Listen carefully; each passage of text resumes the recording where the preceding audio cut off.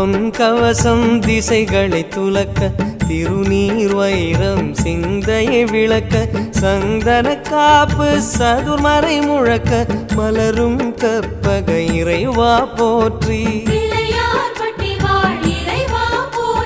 கலியுகம் காக்கும் கணபதி நாதா வலம்புரி நாதா அபயம் அபயம் அபயம் அருளும் இறைவா போற்றி